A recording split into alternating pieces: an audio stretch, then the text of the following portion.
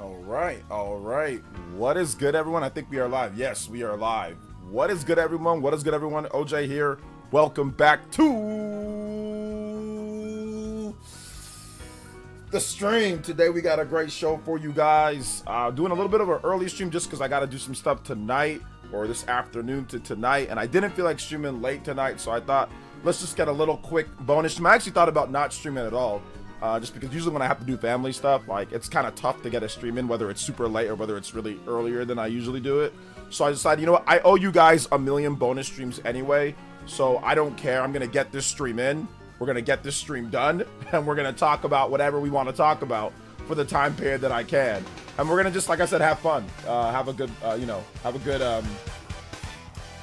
good time like we always do. So shout out to everybody here. Thank you guys so much for joining me today.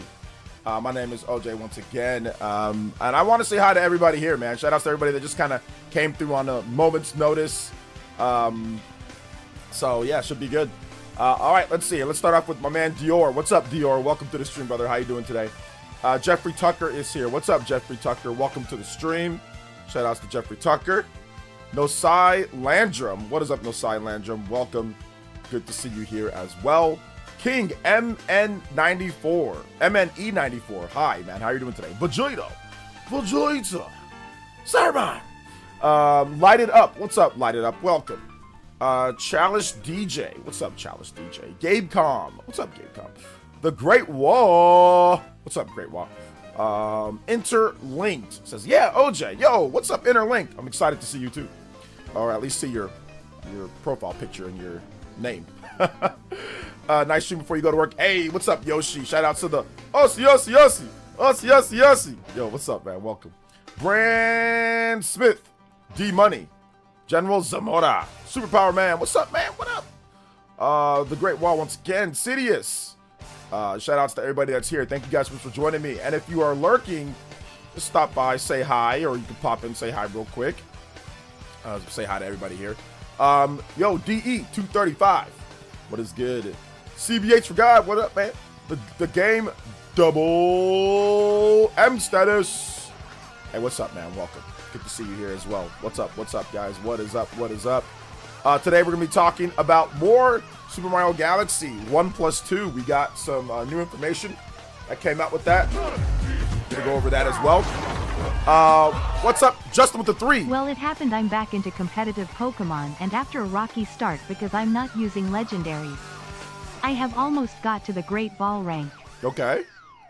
You know what? I've never been a fan of using legendaries. Like, isn't there like a thing in Pokemon where you can play against people with certain rule sets, like that Nintendo officially has on Pokemon Scarlet and Violet, just in like where it's like no legendaries? I've never been a fan of legendaries, like using them in competitive play. Like, I just think that it's unfair. But I guess everybody can use legendaries, but I've never been a huge fan of using legendaries in competitive play. But I know it is allowed, right? It's allowed, but I've never been a fan. Never liked it. And I've never even done it. Like, whenever I play Pokemon, like, even if I go back and look at my old builds, like, I never actually use legendaries. Like, the closest thing that I'd use to a legendary is like a Garchomp, right? And that's like that Pokemon's kind of like busted. But I've never been a fan of using legendaries at all. I mean, I guess, is Dragonite not really a legendary? But I know I use Dragonite it sometimes. But, like, yeah. Shout outs to Justin, though. Thank you for the $3 holla.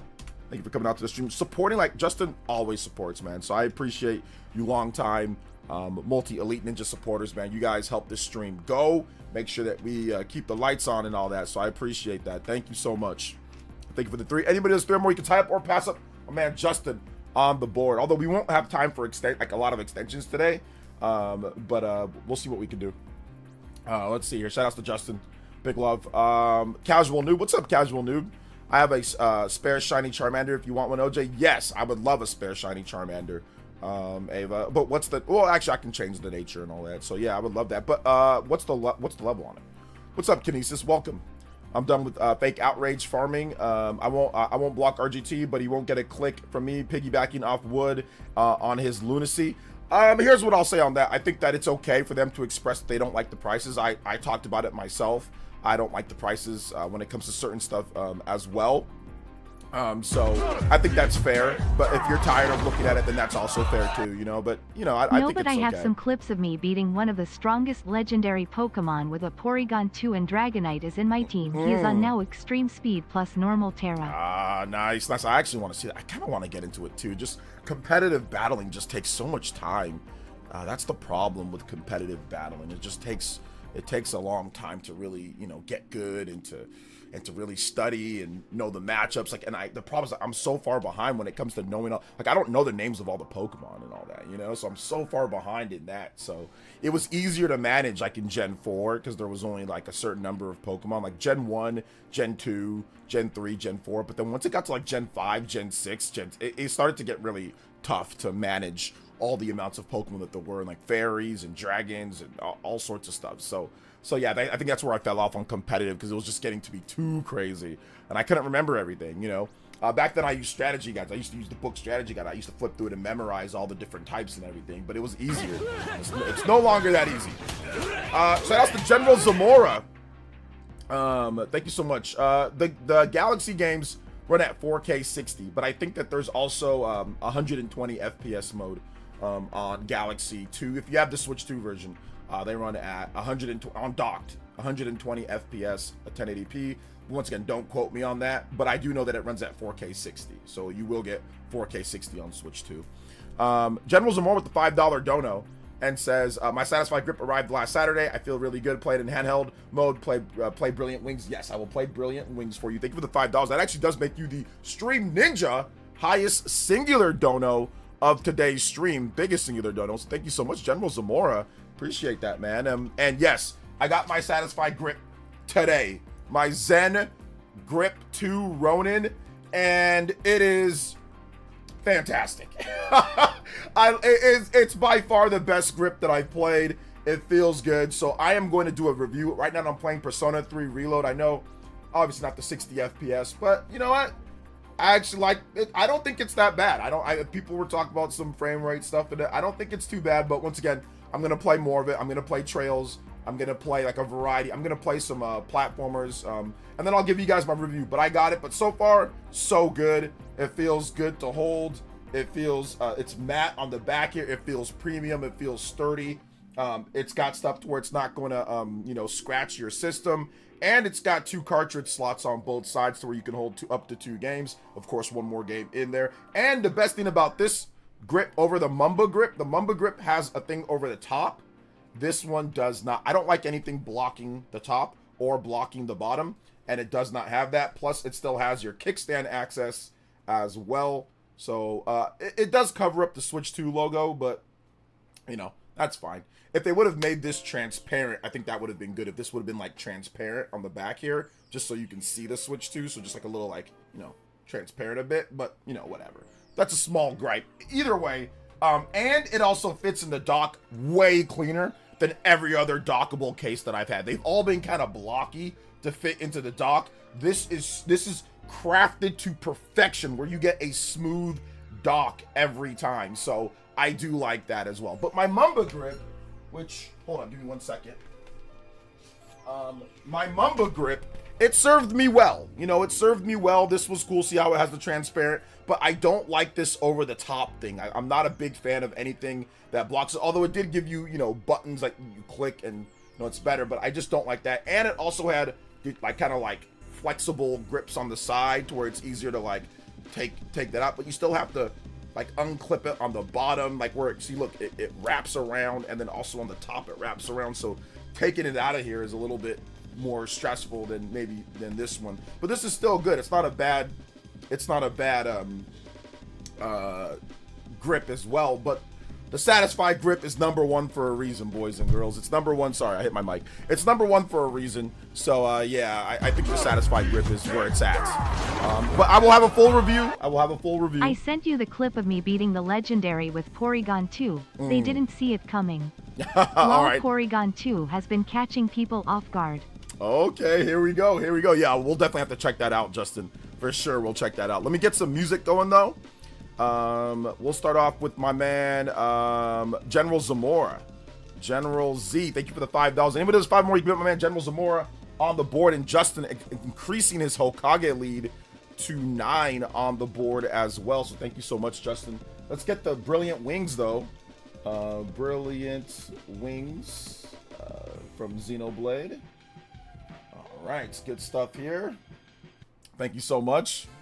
I'm getting the grip. It'd be way better to play while being... Yes, the handheld mode, I could already tell, is very much better. Yes, Persona 3 has the demo out right now. Yes, let's see. Fitting in the dock smoothly. Key, yes, it's very key. Hey, what's up, Bohemian Hito? Welcome to the stream. What's up, Montana? Great, I don't have a 4K 120 hertz TV. Well, the system can't do Switch 2 can't do 4K at 120 hertz. It can do 4K at 60 hertz, or 60 FPS, but it can't do 120 FPS in 4K. So you're good there.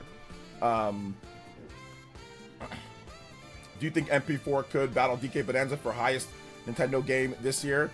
I think it's possible, but I'm kind of more leaning towards the high 80s for Metroid Prime 4. But we'll see, you know, we will see. Let's see here. I've been using Satisfy Grip since they started, and I have every iteration. Yeah, they're really good. I have a couple of them myself, so yeah, they're pretty good. Let's see here. Big love though. Do people use screen protectors? Is it not that common? People definitely use screen protectors. Those are always one of the better selling accessories on Amazon and stuff. So yeah, but I mean the Switch 2 has a built-in screen protector, like protective layer film.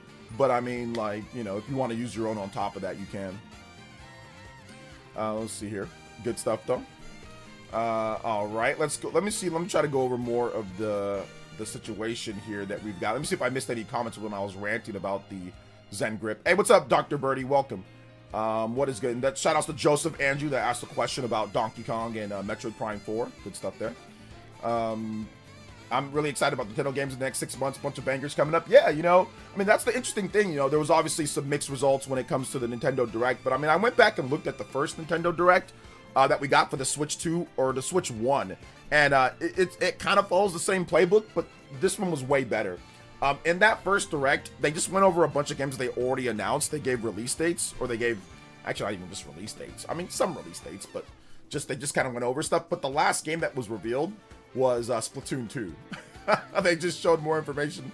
That was the first Direct in the first real Direct in the Switch 1 era, a month after the system launched, and it was on April 13th, and it was so funny because they showed Splatoon 2 as the one more big thing was Splatoon 2.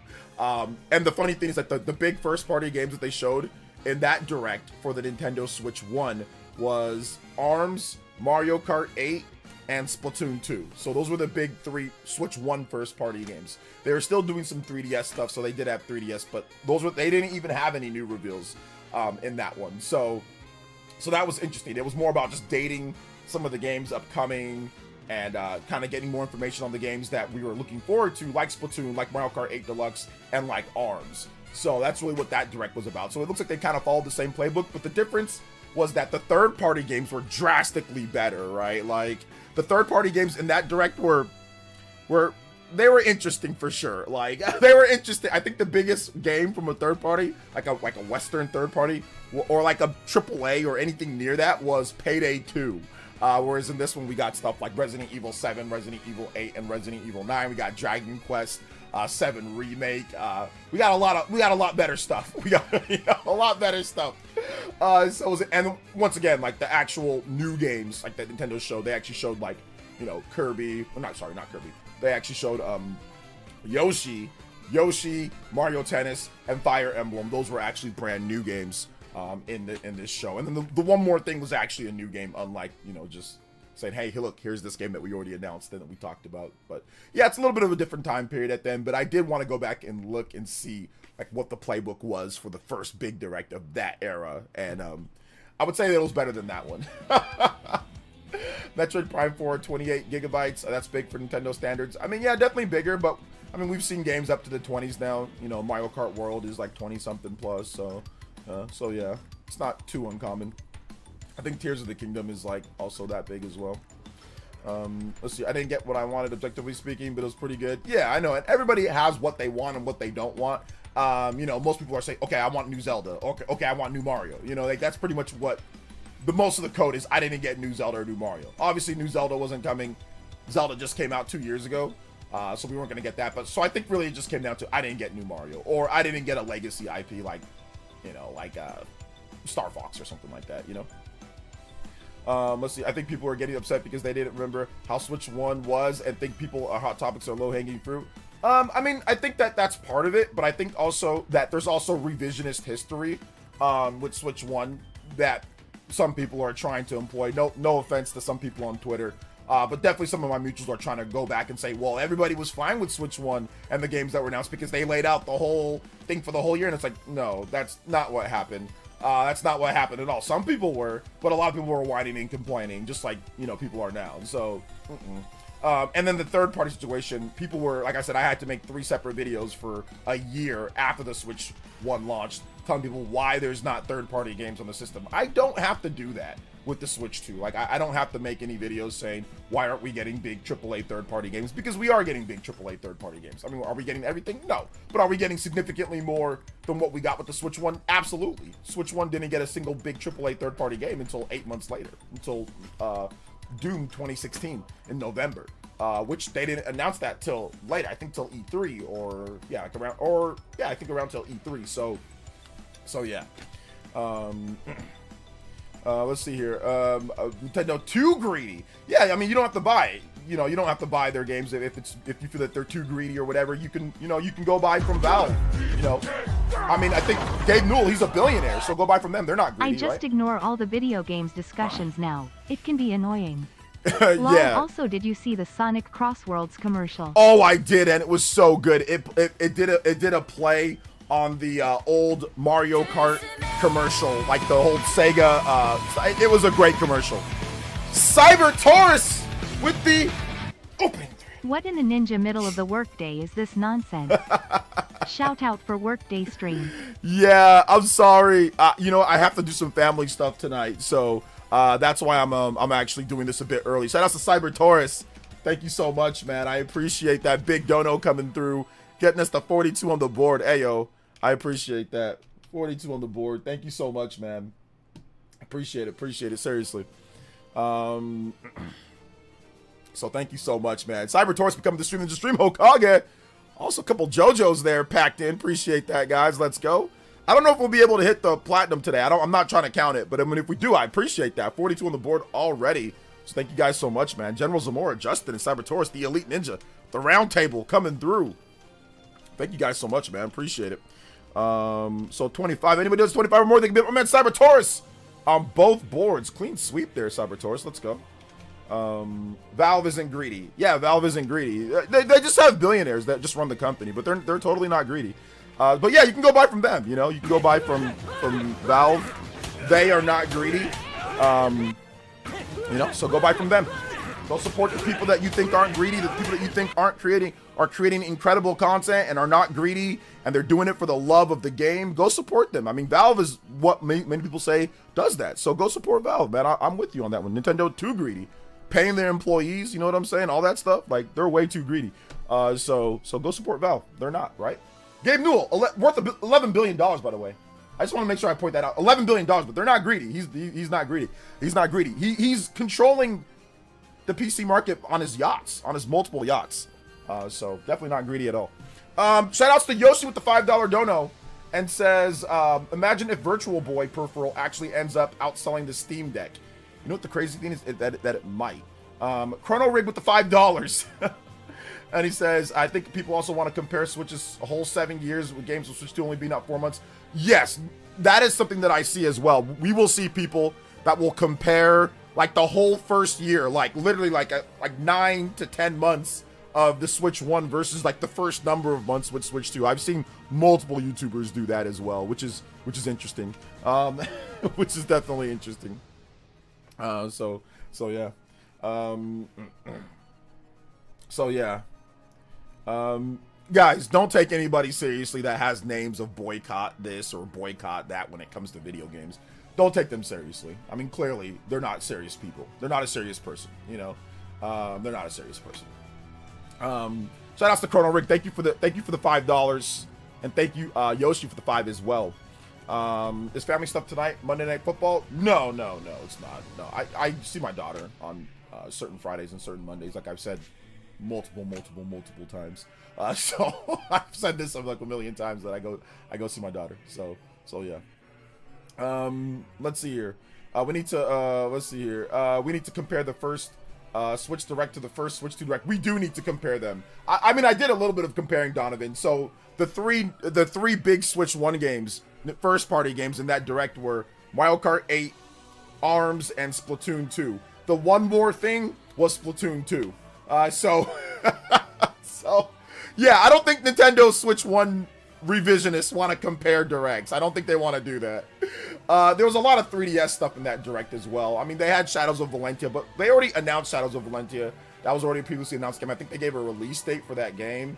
Or maybe they just talked about it again. I don't remember. But yeah. So yeah. That's the really strong point. Nobody cares about Valve. It has so much money and doesn't make PC exclusive games.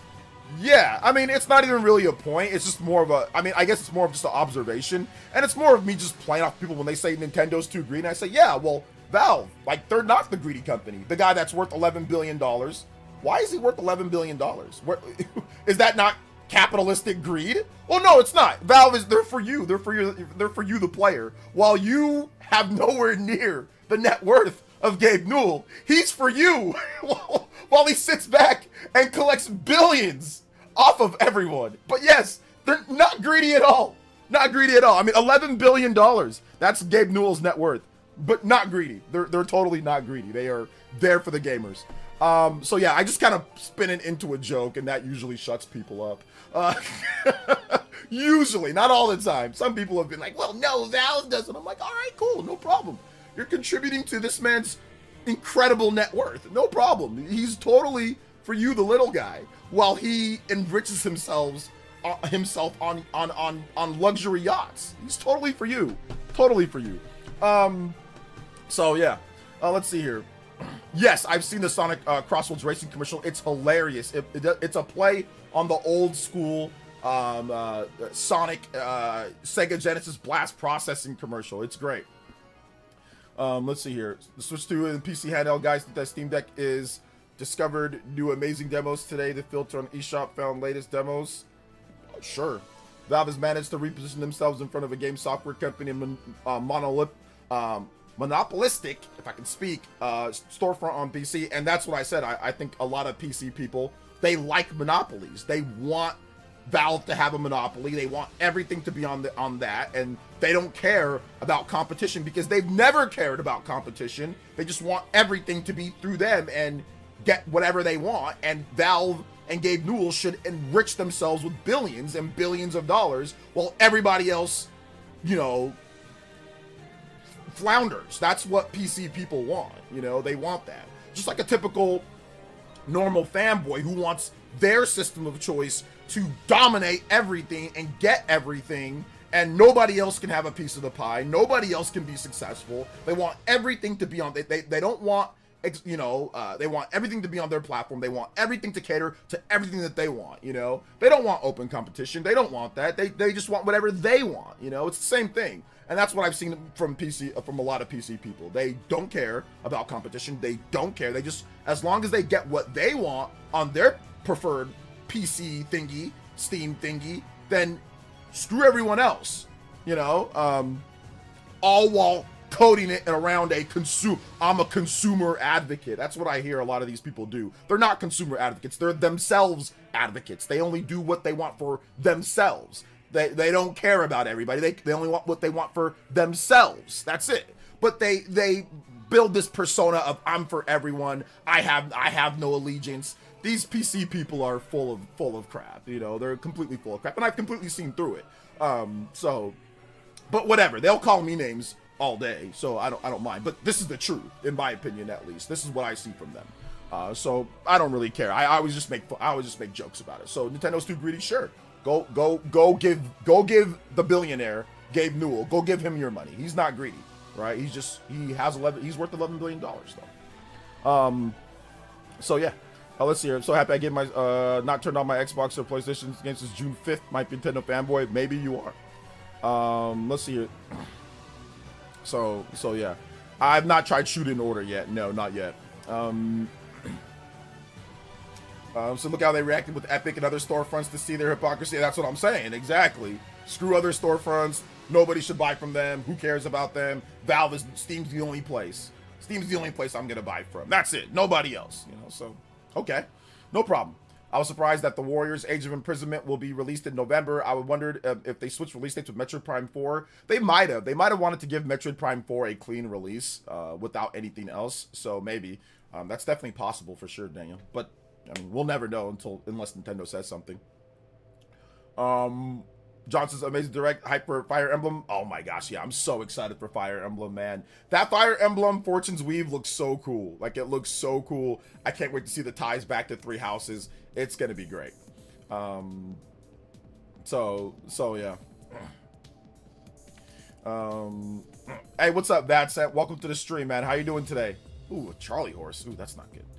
Steam fans haven't thought this through. What happens after Gabe? What successor of Public go with Valve? It depends on who he appoints and all of that. I mean, Gabe is still not like super old. I mean, like he's definitely older, but he's not like super old or anything, so he can still run it. But I mean, I'm pretty sure he'd handpick a successor that's going to carry on what he feels should be for the company, and that's fine. There's nothing wrong with them being capital. There's nothing wrong with capitalism if they want to be capitalism. There's nothing wrong with that. I'm not someone that's going to say I'm against that. Obviously. Clearly, no. People, you can make what you make. If you make a big business that makes millions of dollars or makes billions of dollars, then sure, enrich yourself. But what I don't like are all these people talking about how everybody else is greedy, how Nintendo's greedy, how this is greedy, how this is greedy, but then sit there and praise Valve as some virtuistic, you know, non-profit organization. You know, like as not that they think that, but they kind of act that way. That's my only thing. They're all greedy. Even the private companies are greedy, Valve included. Otherwise, he wouldn't be. Otherwise, Gabe can just give away that net worth. Otherwise, he would just give away that. 11 billion, being worth $11 billion is a lot of money. Next year, the Fire Emblem drought is finally over. Yes, next year the Fire Emblem drought is finally over. Yo, shout outs to Lingering Will. And by the way, guys, later I'm gonna announce something. Lingering Will, we're gonna hold off on that, but big extra Elite Ninja love to Lingering Will. You guys will find out in just a bit. He is, once again, super round table, guys. So you guys give some extra love. But once again, there is a special thing that we have coming up probably in the next couple weeks. But I want to give an extra shout out to Lingering Will. And I will have that. You guys will see later. Lingering Will with the $20 dono. Says, I swear I'm done talking to PC people. So much outrage. I just want to have fun and enjoying games at this point. Look at the drama with Randy. It's not okay to praise anyone except Lord Gabe Newell. Yeah, I saw what Randy said, Lingering Will. And you know what the funny thing is? I didn't get upset.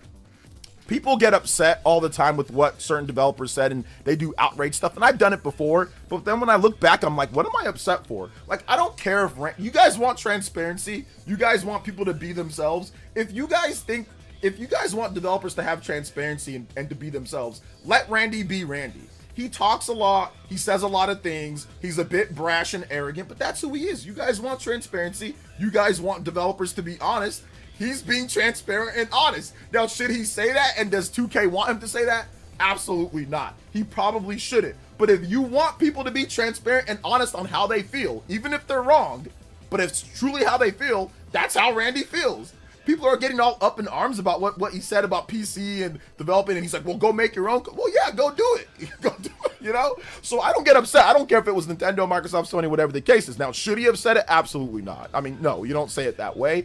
But I mean, Randy, you know, listen, there was some talk about him. I think he maybe said it himself. Now, don't quote me on this, about a little bit of, you know, high functioning autism with him or something like that. So I don't know for sure. So I don't want, and I'm not putting it down, but I'm just saying like there might have been some talk about that. Once again, not 100% confirmed. So I don't want to put it out there like he is. But I mean, like there is some things, or maybe ADHD or something like that, you know. Whatever the case is. So there might be something else there as well, and why he's so ecstatic and why he's so, you know, eccentric at certain times. Especially, like I said, if he is, hypothetically speaking, a multimillionaire that's high functioning, that is going to create some, woo! Like, that's going to create some, like, Ric Flair type of attitude. I can only imagine, you know what I'm saying? Like, I can only imagine. So that's why Randy's ready. So I kind of tuned that out a while ago. You know what I'm saying? Like, I kind of tuned out Randy a while ago. Like, I listen to what he says, but I don't take anything that he says as like gold or as like, oh my gosh, I don't do that, you know? I don't, because he's been doing this for like 20 years now. So it's like, okay, been here, done that, you know? Like, I've just been listening to this guy for forever. All right, so like, I don't even take it seriously no more when it comes to Randy. I don't take it seriously. Thank you, Lingering Will, for the $20 dono, though, man. I appreciate that. Big love. And yeah, same thing with me, man. I just want to play games and have fun at the end of the day. You know, there's some stuff that you can call out, which I called out, like with the whole Mario thing. Like, I didn't like the price and stuff. But outside of that, it's like there's no need to really go all crazy about certain stuff, you know? Looks like Trails in the Sky Switch 2 edition will be 4K resolution at 30 FPS or 1080p at 60 FPS. Okay, I'll take that. I mean, they probably could have been a little bit better if they had some more time, considering they got 120 FPS mode in ease. But I think that ease is not as graphically as advanced as this one. But yeah, I'll take 1080p 60. That'll be fine by me. And then I'll probably output it something else or whatever, output it upscale 4K. So yeah, I'll take that. 60 FPS is the important thing. 60 FPS is definitely the important thing. So I will take that. I will take it. So that's good. Good stuff. He says, what's up, Sock? He says, yo, first time coming to the stream. Thank you for coming out to the stream, man. I appreciate it. So yeah. Thank you so much. Let's see here. OJ, will you play Ghost of Yotei? I think I will at some point. Yeah, I think I will. Hey, what's up, Rags? Welcome. Shout outs to Lingering Will. Thank you for the big 20, man. I appreciate you, fam, especially after what you'd already done. So once again, we will have some more information on that later when I get everything set up, which I'm already working on that. I actually got a couple things in and should be fun. I think the worst ZA DLC for the game out, and they're locking some Megastones by an NSO instead of being able to unlock them in the game without. I don't really mind because I already have NSO, so I don't really mind that, but I get it for other people. I don't really think that ZA DLC before the game out, I don't think that's really a problem. Literally every game has DLC before it comes out. Breath of the Wild had DLC before it launched, and nobody had a problem with that, and I'm pretty sure you didn't have a problem with that. Xenoblade Chronicles 2 had DLC before it launched, and nobody had a problem with that. I'm pretty sure you didn't have a problem with that. Fire Emblem 3 Houses, Xenoblade Chronicles 3. I mean, the list goes on and on. So I don't have a problem with that. It's like a roadmap. Because literally, yeah, Super Smash Bros. Ultimate, Splatoon. I mean, there's been various games that have all had season passes or DLC beforehand, and for some reason people are focusing it or honing in on Pokemon, as if Nintendo hasn't been doing that for a decade now. Cyber Torch with a $25. Nose down in the project. Love having the steam on in the background. Okay. Let's keep that platinum state going. Yes sir, yes sir. Yo, working on that. You know what? I'm good at background noise. So thank you. I appreciate that so much. My man, Cyber Taurus. Thank you, man. Thank you for hitting us with that opening thread. Yes, sir. So I appreciate that. Thank you so much.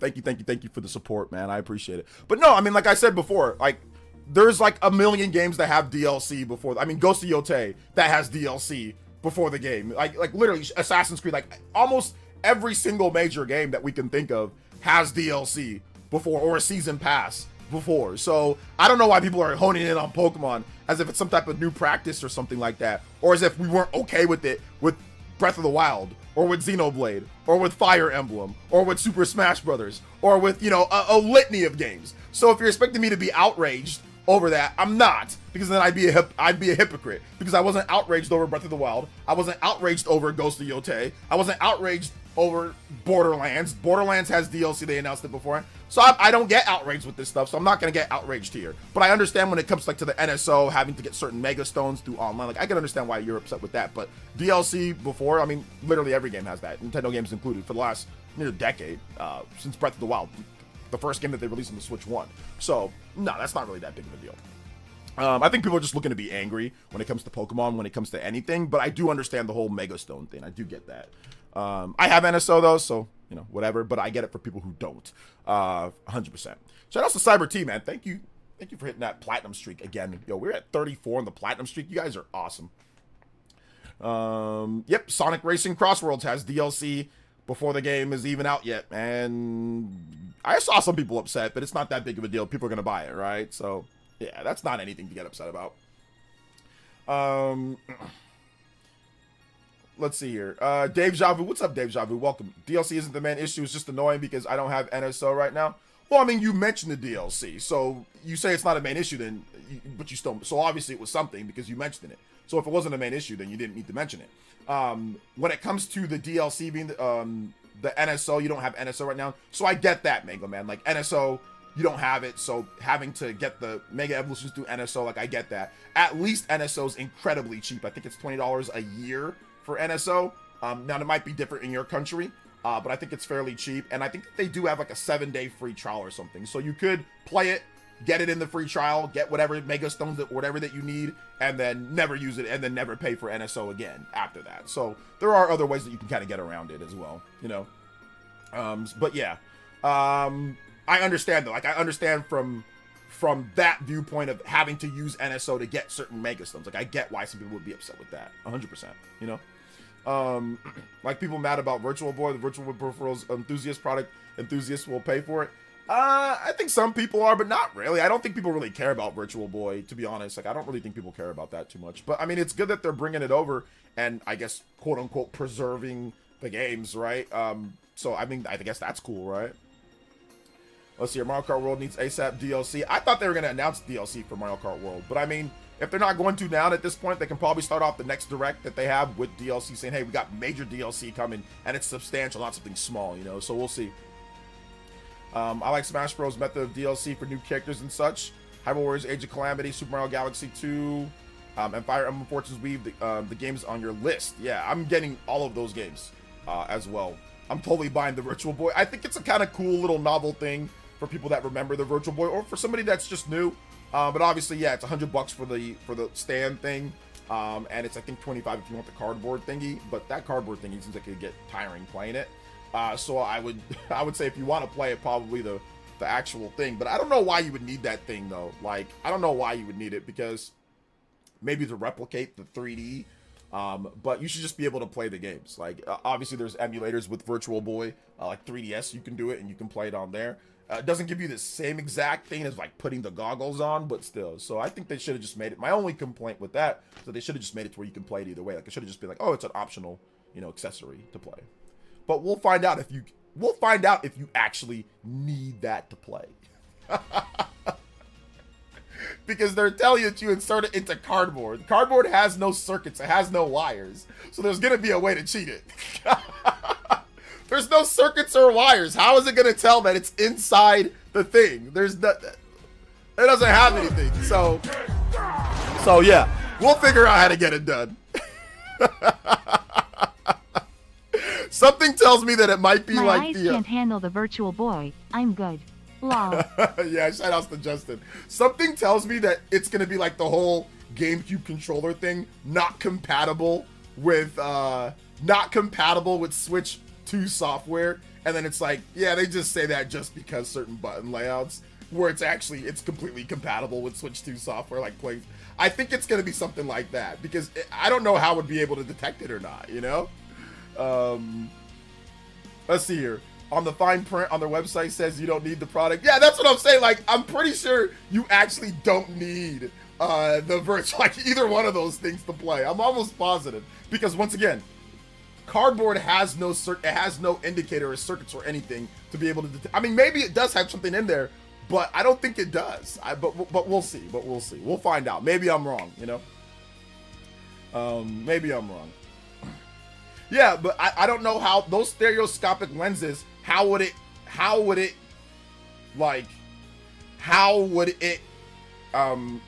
communicate with the Switch 2?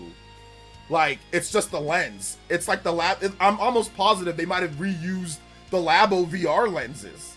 So those don't connect to the Switch 2. Like, there's no thing that all it does is just changes the, kind of like enhances like the little 3D perspective thing, but it doesn't connect to the system. So I'm interested to see how that thing ticks, how both of them tick.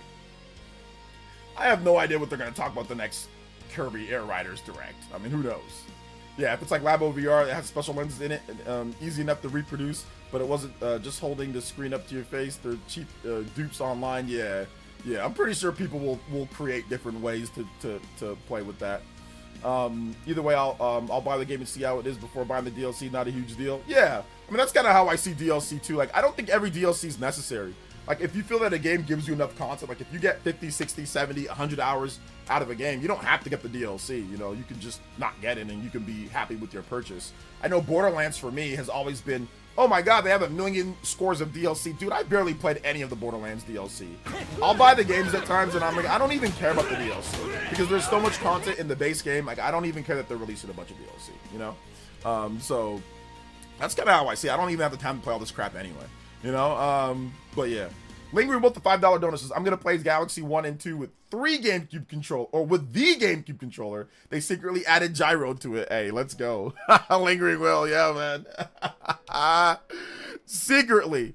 Out of nowhere, man. Out of nowhere. Let's go. Shout outs, though. Thank you so much, Lingering Will, with another $5 dono. Thank you so much, dude. I appreciate that.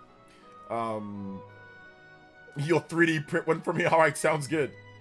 Shout outs. Yeah, they don't communicate at all. Exactly. You know, I know you are, Felipe. It's all good, man. I know you are. It's all good, man. Also, do I need to play the previous Metroid games before order? I would suggest yes, or knowing what happens. Did you see mouse controls is in Galaxy? Yes, I wanted to talk about that. Mouse controls seem to be in Galaxy as well, so that's a nice little extra thing for Switch 2 version. You know, there's a few extra little things in that in the Mario Galaxy collection that make it a little bit better. Still, once again, I can't sit there and say that I like it, you know, with the price and all that. But I mean, like, those are two of the greatest for me, at least. I picked it up because it's a buy now before rare, but I also picked it up because those are two of my favorite games of all time, and they're two of the best 3D platformers of all time, and I can play those anywhere that I want with regular controls. My only knocks on Mario Galaxy 1 and 2 are the motion controls. You know, those are my only knocks on the game. Like, there's some good motion controls in the game, but then there's some bad motion controls. Same thing with Galaxy 2. I haven't replayed, like, really for real replayed Galaxy 2 since the Wii days. I bought it on Wii U, but I don't like it. It's 480p, it's crusty. I hate the backwards compatibility on Wii U. Like, the backwards compatibility on Wii U it's terrible. It's like the worst backwards compatibility that Nintendo's ever done. Like, it's the worst. Every other system for backwards compatibility is better. Almost every other system. Pretty much every other system. Like, yeah, pretty much every other system. Wii backwards compatibility was good, but the cool thing about Wii backwards compatibility is that obviously it used GameCube controllers, so you can just plug in the GameCube controller from the top, you know? And some Wii games actually used GameCube controllers. Like, it had GameCube support. So there was more of a crossover. So, like, if you were playing a GameCube game on your Wii, you wouldn't have to worry about pulling out the GameCube controller, because a lot of games actually just supported it, from Smash Brothers to many other games. But the problem with the Wii U backwards compatibility is, once again, like, everything uses Wii remotes and nunchucks, like everything, you know? So it was just weird. And in terms of how it scaled and stuff, like the HD TVs, you know? So I don't know, man. I just wasn't a huge fan of the backwards compatibility. I'm glad that it was there in the Wii U, but I'll be honest, I almost never used it. So yeah, there was that. But the Switch 2 backwards compatibility is very good. It's like the best backwards compatibility Nintendo's ever done. Like, by far the best. Right up there with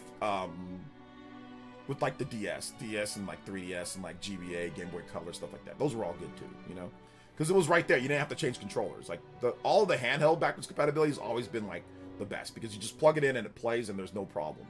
No get another controller, no do anything weird, and just plug it in, play, and it works. You know? So that's good. That's good backwards compatibility. So yeah. I can see your comments, Mr. Davis. What's good, man? Welcome. Mouse controls. Yes, but yeah, mouse controls. Game changer, not gonna lie. After seeing the details revealed, I'm convinced to buy Galaxy 2 on Switch 2. Yeah, like, mouse controls, what makes it so much better with the mouse controls is just because, like, so you can, it's like the Luma stuff. Like, oh yeah, because of the way that the game plays. Yeah, so you can easily use the cursor to collect, and then you can use a Joy-Con in the other hand to just move Mario and do. Okay, yeah, that's true. That I can see why people like that a lot. Okay, I was just remembering how Mario Galaxy played again, and I remember, okay, yeah, like, if you're playing on a controller, you got to use the right stick, whereas if you're using the mouse, it's so much easier to probably just click and, you know, move the cursor to get what you want. So, So yeah, it says Nintendo needs to flaunt the stuff they do for free more. They're like 10 Switch games that got free upgrades. I mean, they did talk about it a bit, but we'll see if they revisit that, you know. So yeah. Hey, what's up, Epic Globster? Yes, early stream. Yes. The price stinks, but Galaxy. I agree, but the that 1 and 2 makes a lot of sense. Mario 64 on the NSO now, and Sunshine will be shortly. So 3D All Stars is becoming obsolete, in my opinion. Yeah, maybe.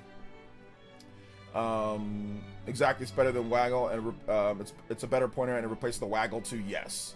It's Mario Odyssey, Zelda, Link's Awakening, Echoes of Wisdom, and New Super Mario Bros. U. Yeah. Yep. I'm not happy with the prices, but I love Galaxy 2. Too much nostalgia is really. Yeah, exactly. I think that's how a lot of people are thinking. Right now, like, you know, if you look on Amazon, it's like #1 game. I wouldn't be surprised if Mario Galaxy sells like Mario Galaxy 1 and 2 sells like millions, like 10 million plus. I wouldn't be surprised if it's like a 10, potentially even more, 15. It really could be. You know what it reminds me of? when New Super Mario Bros. U Deluxe came out, and people were like, "Oh my God, why is this price?" I mean, even though it did include the $30 DLC, but people were saying that was overpriced anyway. People were like, "Nobody's gonna buy this. Who cares?" And then like it goes on to sell like 18 million units or something like that. Right? Apparently people care. You know, apparently people care because it's like one of the best-selling Mario games of all time. Let me double check on this one. Nintendo IR. So yeah, that's like the funniest thing. That's like the funniest thing when it comes down to that. Like people, I remember because it came out in 2018. Was it 2018 or 2019? I forgot which year it was for New Super Mario Bros. U Deluxe. And yeah, people were just like, nobody cares, no one's gonna buy it. And then it was like, no, I guess that's not true. Actually, okay, hold up. Yeah, they took off the Wii from the best-selling units, but I mean, we can use the Wayback Machine, but we're just gonna go to Nintendo Switch. And yeah, it sold, 18.36 million. So it's actually the 10th best-selling Nintendo Switch 1 first-party game. So I'm guessing that Mario Galaxy could be as high as 10 million plus. I don't know if it's gonna surpass 18 million, but I mean it's on Switch 1 and there's a free update on Switch 2, so there's gonna be crossover between those sales, but it's gonna all count towards, I think, Switch 1 sales. So if it does end up selling 18 million units plus or beating out New Super Mario Bros. U Deluxe, it'll show up on there, Hey, what's up, Gaby Manor? Yeah, early stream today. So yeah, Alvin, early stream. Thank you guys for coming out here. We have more people than I thought that would come out, which I'm always surprised when it comes to like the early streams. I'm gonna pull up this clip from Justin just so we can watch it once my Discord finishes installing updates, and so we can check out this Porygon Z, him blasting this Porygon Z apparently. So we'll get that going too. All right, let's see here. I think we're just gonna click on that. All right, so we're gonna check out this clip of Justin blasting someone with the Porygon Z, this legendary with the Porygon Z. So let's check this out real quick. Oh, wait a minute. Are we not? The clip is on X. Oh, the clip is on X. My bad. Sorry about that. All right, let me adjust. Give me 1 second. Clip is on X. I thought it was on what's it called? I thought it was on Discord. I got schmixed for a second, man. I got schmixed. All right, yeah, here we go. Okay, hold up.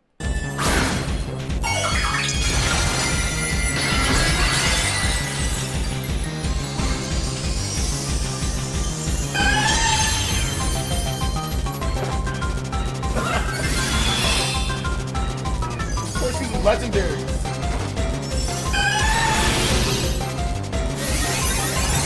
Porygon Z looks strong. Boom! It's super effective. Oh my goodness. Yeah, that's called the legendary blaster right there, bro. I love to see it. I love to see people thinking that since they got legendaries, that they're just gonna be whatever. So absolutely. Absolutely. Okay, so tomorrow as well. Tomorrow we're gonna have a debate tomorrow. I think I'm gonna be dual streaming it with Mongunzo.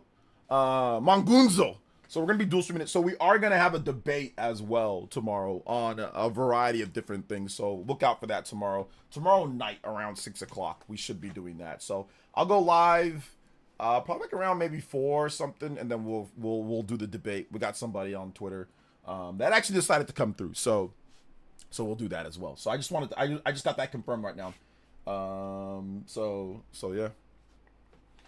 Let's see here. Live stream, I can enjoy a heavy sleep schedule from Europe. No way. Shout outs, Gerald. Early stream works well for me. Commute home from the office. 5:21 there. Okay, yeah, East Coast. Let's go. Mr. Hussein, thanks for coming out to the stream. Appreciate you. Big love to Justin, man. Love that you blasted that guy to smithereens with that Porygon Z. Love it. Love it, love it, love it. Let's see here. Hey, no problem, Dan. Thank you so much. Appreciate that. These youths still complaining about price. I mean, it's even older people too, but like I get it. You know what I'm saying? Like stuff is more expensive. Everything's kind of like really expensive these days, you know. So I mean, I understand people upset with prices. I mean, but you don't have to buy things if you don't want to buy them. Or, you know, like I said, you can complain and you can hopefully make changes, you know. So yeah, it's up to you though. But I mean, if that money's well spent or better spent somewhere else, then you can always spend it somewhere else, right? So that's what I always say. It's like you don't got to get stuff. Like when I was younger, you know, I just didn't buy things that I felt was just too much, you know. But I get it though. Like I understand like the complaints from people. Like I get it. It is pricey for like a lot of things. So yeah. I think that more content, the mix it up mode looks great. Charles mode. Okay, you're talking about something else. Shout out to Joseph. Appreciate you. The outrage over Galaxy's price is ridiculous in my opinion. If you ever bought the games, it's a fair price. If you already have the game, just play that. You don't want the 4K and other benefits. I mean, I think that's like more of like a obviously like a grounded way of looking at it. I mean, most adults that aren't in gaming would probably just say the same thing, like just play the originals if you want to play the original, right?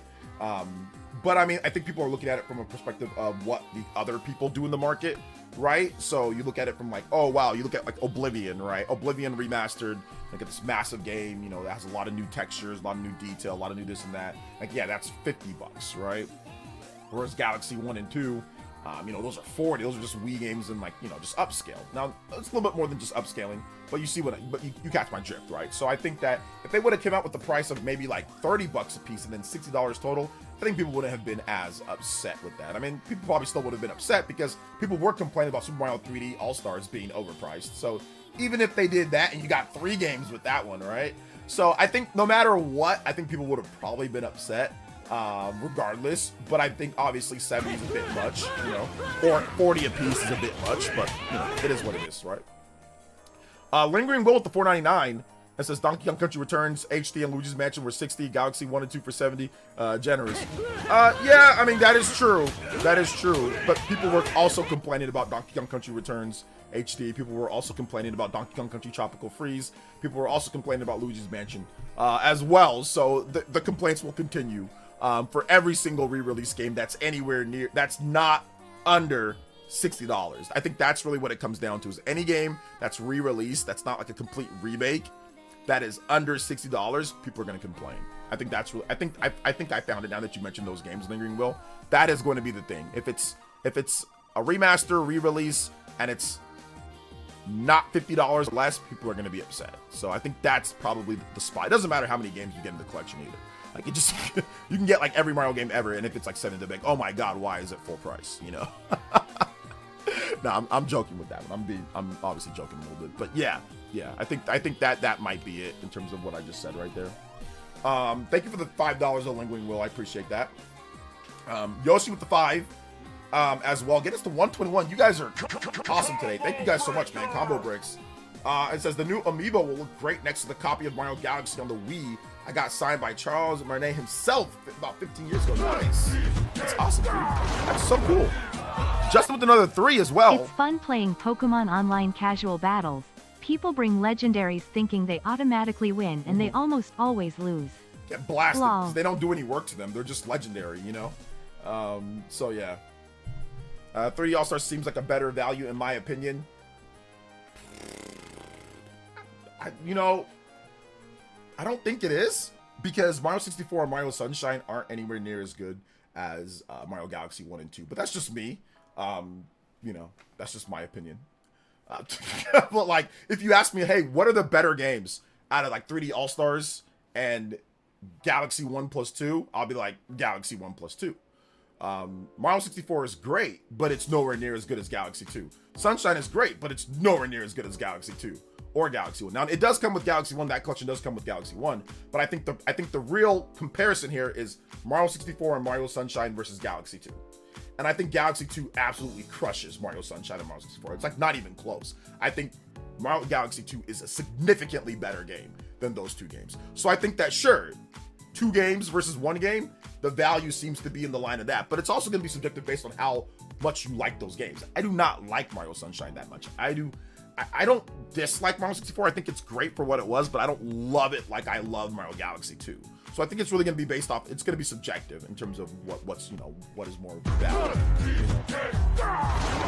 So yeah. Don't lie, Sunshine is fine at best.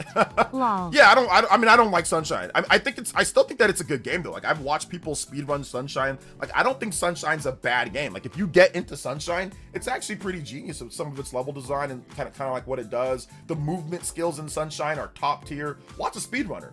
Mario Sunshine is very good if you adapt to the game itself. It's a very good game. It's just not for me. But I've seen so many people speedrun Mario Sunshine and like they look like pros. They play the game in a way that I never knew that you can even play the game. But it's kind of disjointed.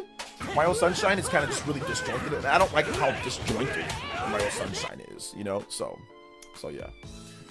See, I spent $200 on pre-orders at Amiibos. My wallet hurts, but it's all about budgeting.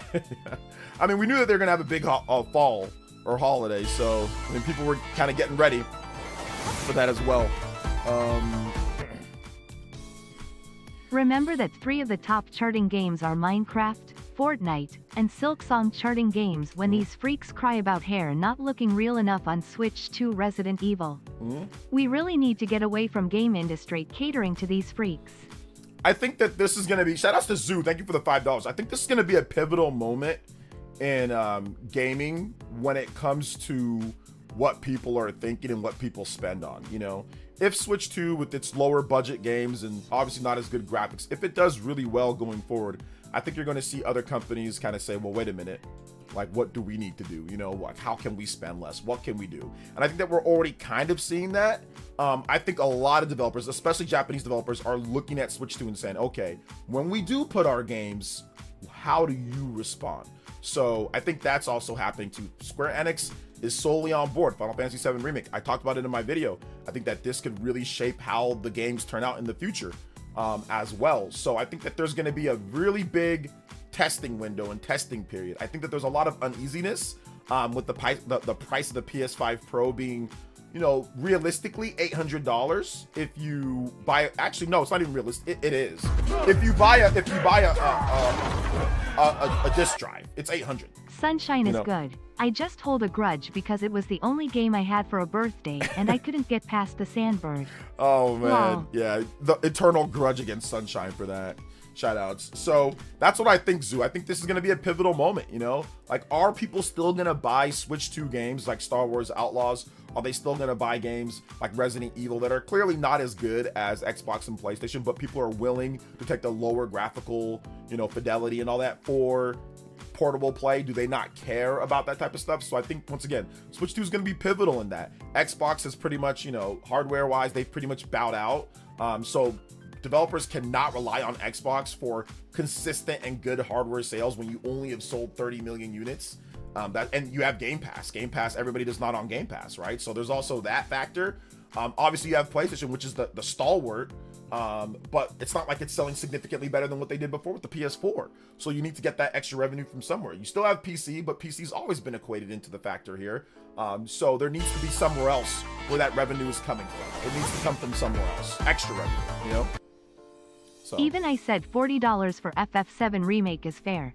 Still hate game keycards, but they are treating keycard buyers fair, which increases the chance of their adoption. Yeah, that's Smart. why I think that if you lower the price, obviously, and if you add in like reversible covers or like Magic the Gathering cards or booklets or whatever, it's a little bit better of a pill to swallow than just a blank case, like with the, you know, with the digital download key, you know.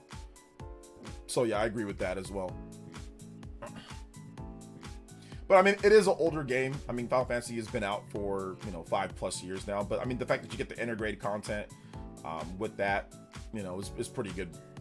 What I don't like about Galaxy are those two, those, I think, linear 2D Mario-like level structures compared to 64 or Sunshine's open level structure. Subjective, you're right. Well, there's two different types of Mario games. There is linear Mario games, and then there's like Super Mario 3D World, Super Mario 3D Land, you know, like Mario Galaxy 1, Mario Galaxy 2, those games. And then there's sandbox Mario games, like Odyssey, like Mario 64, like Sunshine. So there are two different types, you know, and that's fine. You don't have to like the linear type more than the sandbox type, you know. I kind of like the linear type maybe a little bit more. I like Galaxy 2 more than I like Galaxy 1 and Galaxy 2 more than Odyssey. So I probably like the linear type more. But yeah, it's just the two different styles, you know, of game. But I do like Bowser's Fury. I think Bowser's Fury is fantastic. So, I mean, that's more of the sandbox style. So, yeah. Only possible hiccup for Switch 2 is game keycard. A couple other things, but yeah, I mean, there's not really anything some of them can do. Like, if it's like 90 gigabytes, I mean, Square Enix really has no choice at that point, you know. But yeah, I agree. That's probably like the biggest thing, at least. What's up, George FT? PC players hate spend money. I wonder how good market Steam really is for full price games. You know, it depends on the game, you know, but I don't think the market for full price single player games are incredible on Steam. No, I don't think the market is, because everyone anticipates being Steam sale. So yeah, like how well did like Assassin's Creed Shadows or like the big third party AAA games like at launch, how well do they do? I'm not so sure how well they do. I think the main driver for most companies is going to be console gaming. Is going to be, you know, is going to be that. But there are certain games where the driver, even at launch, might be PC. I know Monster Hunter World, for example. No, Monster Hunter Wilds. That was the main driver was PC, but that's a multiplayer game too, you know. So yeah. Let's see. I'm just glad that I played Galaxy 2 with normal controls. Yeah. It's funny how none of these gamers' issues with Switch 2 bothers me at all. I mean, it's always going to be subjective, SK Massive. I mean, there's a million things that I've probably said about Steam or Steam Deck that doesn't bother other people, obviously. So everyone's going to have different opinions and different things. And I think, you know, that's why I feel that it should be okay for people to be able to express their own opinion and to have fair and normal debate about that. I think that's important, to me at least, you know, that nobody should be silenced or shouldn't be, you know, you're allowed to say something, somebody else is allowed to counteract that without having to feel bad about saying, hey, well, I disagree. And I think the problem with a lot of gaming, a lot of people online, is that it's like, how dare you go against my opinion, like that of what I think? How dare you? You're a bootlicker. You're a fanboy. You're a moron. You're a this or you're a that by simply disagreeing or simply just buying something that you want to buy. And we see that all the time on Twitter. We see that all the time on live streams. You know, we see that a lot of these like certain people, you know, you're not allowed to think differently. You're not allowed to have a difference of opinion, you know, or people will take you disagreeing as being passive aggressive or being aggressive towards something when you simply just disagree and want to debate about it or talk about it or whatever, you know. But there are varying levels of that. Some people like to just be, you know, divisive, just to be divisive, or divisive, just to be that, if I've got to say the word correctly. Or some people just want to argue every single thing and not make any single good points, not make any logical points. And those are the people that are just like, okay, whatever, I'm done talking to you, you know? So yeah, I think there's a lot of different ways to look at it, you know? Hey, what's up, Kraken Jacks? Watch, they bumped up the storage size on purpose so they couldn't fit it on a game keycard, thus people understanding buying the game on the keycard. I don't think so, because it gives you intergrade and it gives you the regular one. So, I mean, I think with intergrade plus there, I think that's the problem with it, because it's already a big boy. So it would be based off of like Unreal Engine 4. Transferring file size, Unreal Engine 4 just bloats everything anyway, unless you completely streamline and optimize. It's easier to do it if you're just developing the game in the first go for the system that it is. So like if they ever developed a Final Fantasy VII remake, they remake the remake for the Switch 2 ground up, I think they probably could have got it lower and on a game on a regular cartridge. But it's not. It's built for the PS5, and they're taking that PS5 code and they're adapting it to the Switch 2. So that causes, like, if you start tinkering with that and trying to, like, do different things, you run into a lot of problems. Final Fantasy VII Remake was built for the PS5. It was built for x86. It was built for PS4, PS5. It's not built for ARM. It's not built for efficiency, So I think that's the problem there. Flipping with another $5 doses. Anytime I see a Switch 2 hater, it says, did you have a Switch? No. Shut the F up. I try to tell people this, man. Platinum and a half, though. Thank you guys so much, man. I appreciate the platinum and a half. Let's go. You guys are absolutely goated today. Hey, you're right. I like both linear and open levels of Mario. Sometimes I prefer the open approach in 3D. Both are good. Yeah, exactly. Both can be really good, Gerald. I agree. I just get tired of people blaming Nintendo for stuff, but ignore everyone else doing the same. Like, once again, like, some people might call that a whataboutism. I call it, hypocrisy, or I call it double standards. So it just depends on who's saying it, I guess, at some points, Let's see here. Why is imprisoning more like 50 gigabytes? I think it's 45. And I think the biggest reason would be dialogue, would probably be that. Dialogue and textures. There might be 4K textures, and there's probably going to be a ton of talking and dialogue. And, of course, a lot of content as well. Large-scale areas, effects, things like that. I'm not sure how efficient Koei Tecmo is with optimization when it comes to file size. But, I mean, I don't think it's going to be a small game. I think it's going to be a large game with a lot of cutscenes, a lot of high-quality cutscenes, a lot of audio, a lot of stuff like that. So yeah. I'm betting most of the file size of FF7 comes from an insane amount of dialogue. There is a lot of dialogue, but I do think that a lot of it comes from the audio quality, in addition to the texture work. I'm pretty sure those are going to be like 4K textures downsampled. So yeah, the texture work on the PS5 version is fantastic. So I think that's part of it too,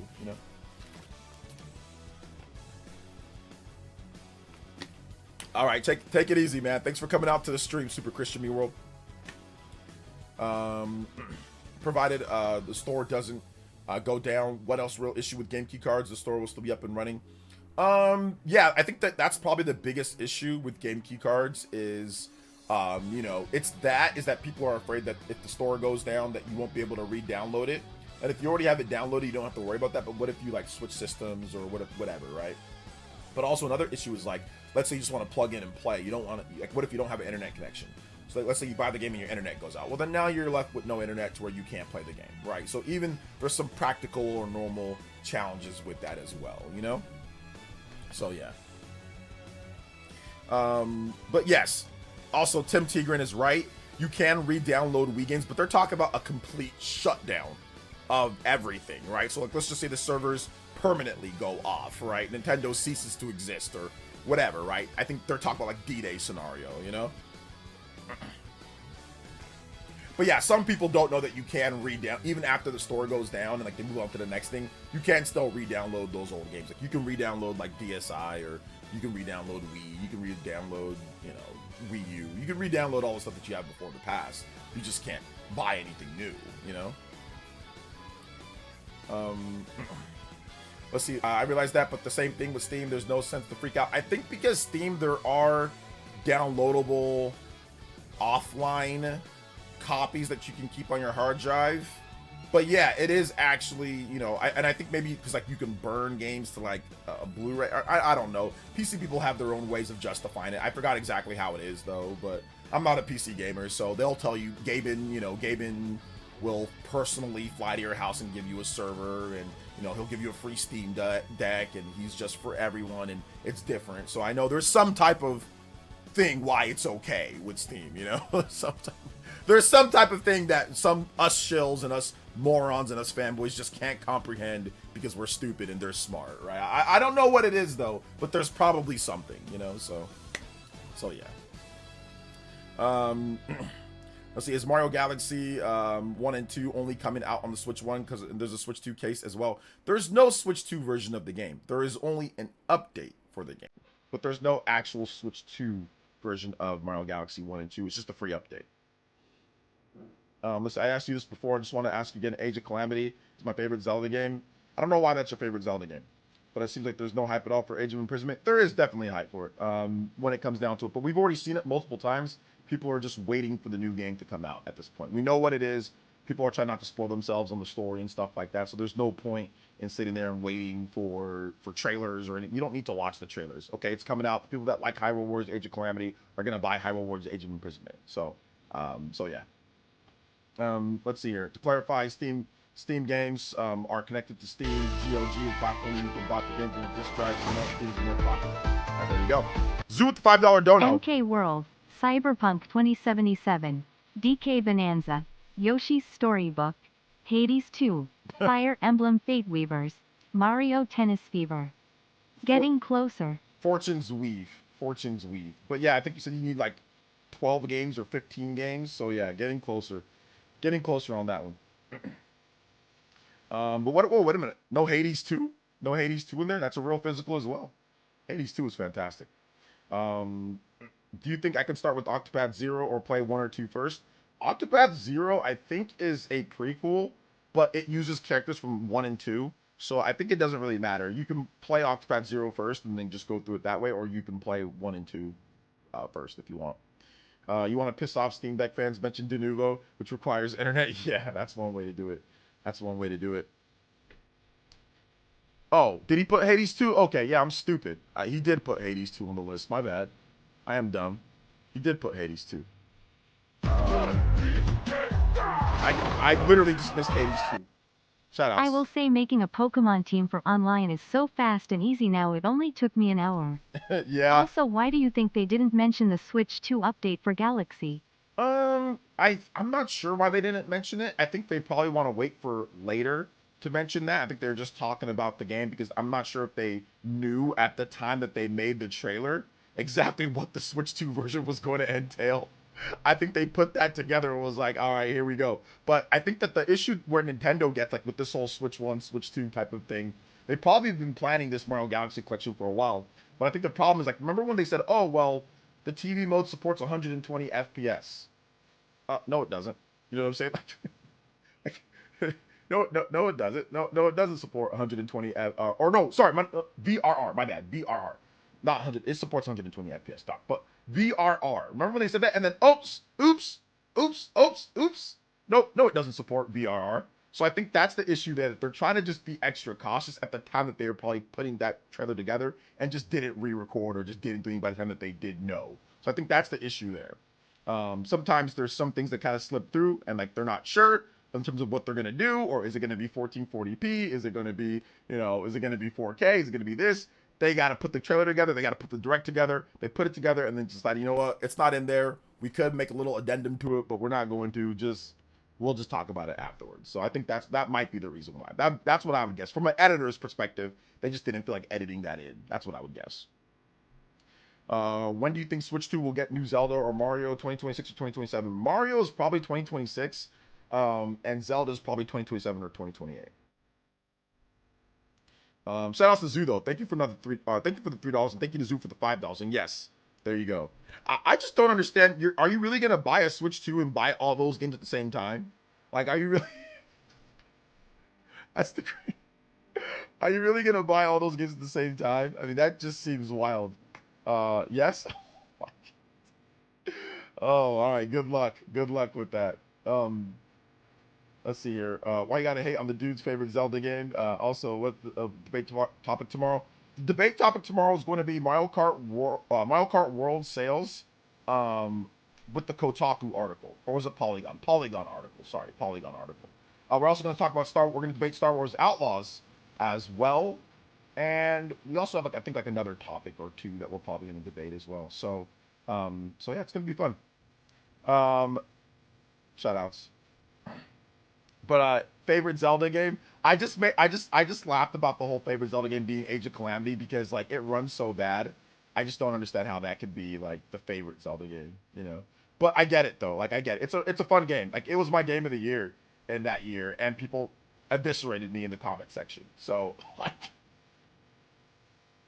people really eviscerated me in the comment section because I gave it game of the year. I really liked it the most though. So I mean yeah, I think it's good.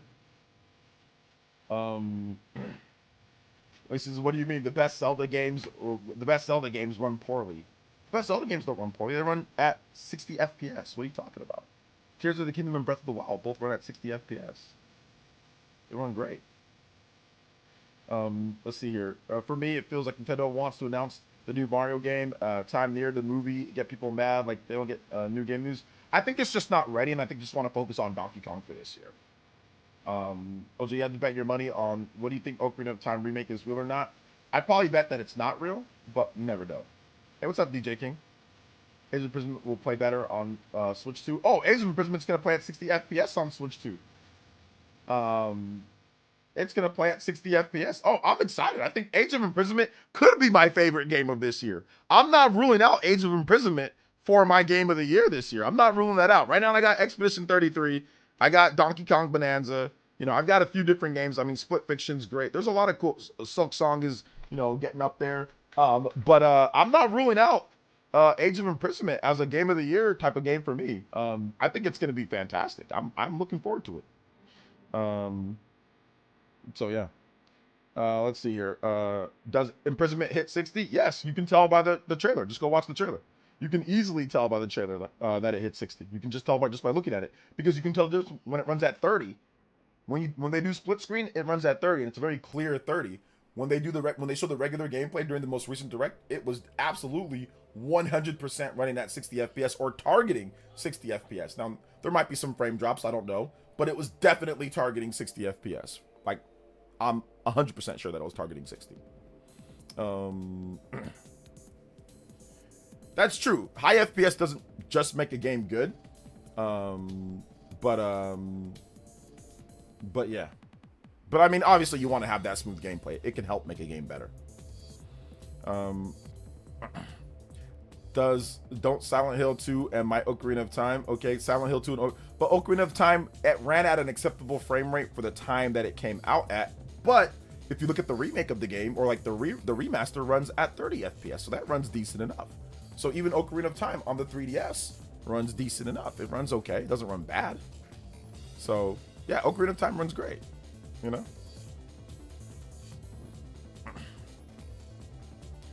Let's see here. What Kirby fans? Let's see here. Let's see here. I thought Nintendo fans never care about frame rate or graphics. I thought Sony fans would stop generalizing. That's what I thought. I thought Sony fans would stop generalizing. You know. So I thought Sony fans would stop generalizing, but I guess not. Let's see here. Not saying performance shouldn't be good, but honestly, I think more people would just enjoy games if they didn't have yelling about bad something runs. I think so too, Tim, or TM. Yeah, I think so too. I've watched the Mario Tennis Fever trailer several times, and so far I'm liking what I'm seeing. It's got charm, seemingly many characters, although if Diddy Kong ain't there people will be upset. New mechanics, and Mario theme, stages lol. Let's go, shout outs. But we'll say. Yeah, we'll see on that. I'm not gonna make its praises until it comes out. I'm not gonna say anything until it comes out. So when it comes out, it comes out. Guys, this isn't a PS fan versus Nintendo fan type of thing. I just made a snarky comment because this guy made a snarky comment. Clearly, Nintendo fans care about performance, and this guy's just being a moron. He's just here to try to do fanboy nonsense like he always does in here. When Pokemon Scarlet and Violet came out, did people not care about performance? That was going on 3 years ago. Pokemon fans were completely angry, which are Nintendo fans too, about the performance of Pokemon Scarlet and Violet. So for him to come here 3 years later and say, I thought Nintendo fans don't... This is my SpongeBob voice, by the way. I thought Nintendo fans don't care about performance. Like, it's like, dude, what do you mean? Clearly, they do. Because they wouldn't have been complaining about Pokemon Scarlet and Violet like they were. And that's dedicated Pokemon fans, okay? So, come on, man. Like, we've already went through this. I'm not going to go over it again when you come here and make stupid generalizations, okay? So, clearly, there are plenty of people that care about performance that are Nintendo fans. Very clear. All right? So, keep your fanboy nonsense out of here, man. Okay? I'm not doing that today. I'm not doing it. We're not doing it right now. All right? Ugh, Lord have mercy. Let's hear. Lingering Will says, can you put 50 spirits? It's an OST. Yes, I can. Thank you for the support, Mr. Lingering Will. Or Flighty spirits. Music. Let's see what this is. Oh, Baten Kaitos. Oh, yeah, absolutely. This is great. Shout out to Lingering Will. Thank you for the $1.99, man. I appreciate you, fam. Appreciate you. Let's go. It doesn't matter if it sold well. People still cared that it didn't perform well. And people cared when it performed better. When Scarlet and Violet got a update patch, people were very happy about that. They were not happy with the performance of the game. And that doesn't mean that they didn't care, though. People can care about something and it can still sell well. Those are not mutually exclusive. You can say, I don't like this about this game, or this is bad about this game, but you can still enjoy the game. You know what I'm saying? You can still play it and enjoy it, but still say, hey, look, critique it in this type of way. It's not mutually exclusive, like, oh, well, if you critiqued it, you can't buy it. That's not true. That's not true. You can critique something and give it like, oh, that was a 7 out of 10 experience. I enjoyed it, but there's this, this, and this that I didn't like about it. You know what I'm saying? It's not one or the other. It's not black or white. And I don't know why some of you guys are acting like it is. It's not. You know?